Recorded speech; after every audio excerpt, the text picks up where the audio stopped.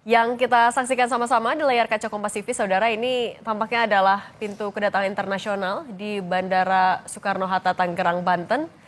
Sekitar 20 menit lagi menuju jadwal kedatangan dari pelatih timnas Indonesia Patrick Kluivert di bandara.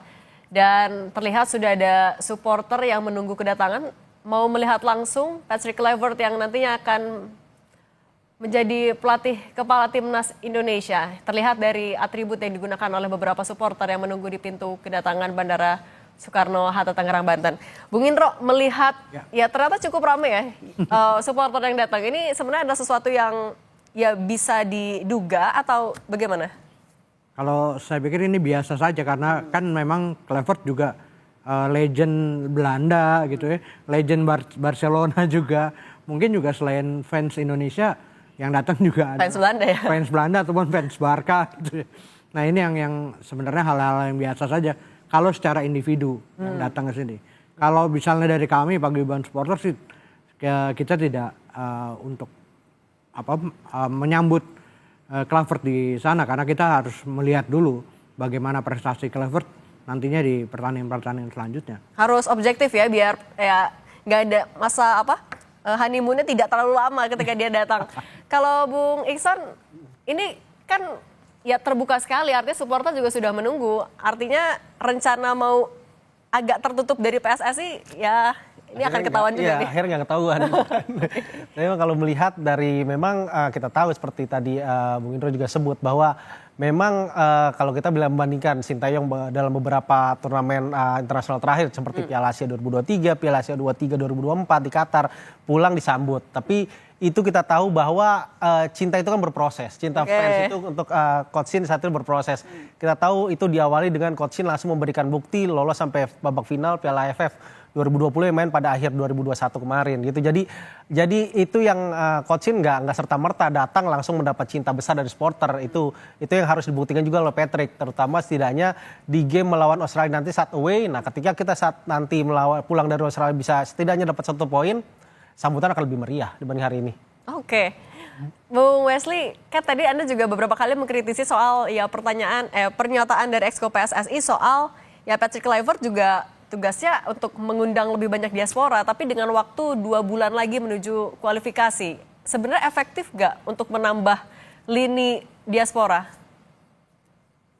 Yang saat ini berjalan kan yang Oleh dan Jairo yang sebut-sebut, dan saya pikir Oleh sudah masuk dalam radar sejak lama. Saya melihat kembali jangka panjang yang diinginkan oleh federasi. Jadi kalau Patrick Kluivert diberikan kontrak 2 tahun plus gitu nanti 2 tahun lagi, targetnya kemudian disebut-sebut mundur ke 2030, kan ini program jangka panjang. Jadi saya katakan, apakah kita membangun tim nasional untuk Piala Dunia ini murni memperpanjang ini sebelumnya juga mendukung tim nasional Indonesia program jangka pendek menjadi program berkelanjutan, membangun tim nasional lewat kedatangan para pemain diaspora. Jadi itu yang bagi saya agak aneh sih, agak enak. Bagaimana seorang pelatih kepala sebelum menjadi daya tarik untuk mendatangkan para pemain diaspora lain. Apa yang bisa ditawarkan sama Kluivert dan tim kan? Tapi kalau Anda melihat peluang kita untuk melawan nanti Australia, Tiongkok, Bahrain sampai Jepang di bawah di bawah tangannya Patrick Kluivert seberapa besar sih? Kemarin tentang STY.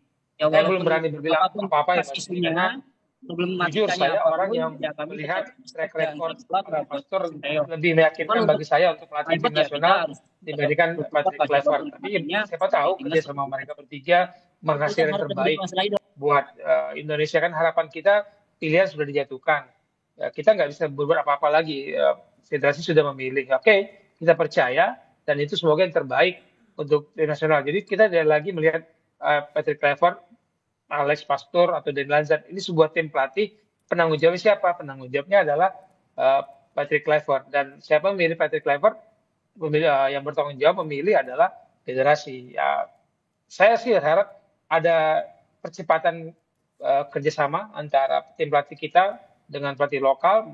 Tadi saya katakan scouters juga tim pelatih yang memantau, tim analis video semua tadi sudah sebut pemain-pemain lokal kita yang dipilih dan dipercaya oleh Rai Sintayong itu gaya bermainnya, cuplikan-cuplikan bermainnya, videonya harus ditonton semua oleh tim pelatih kita yang baru.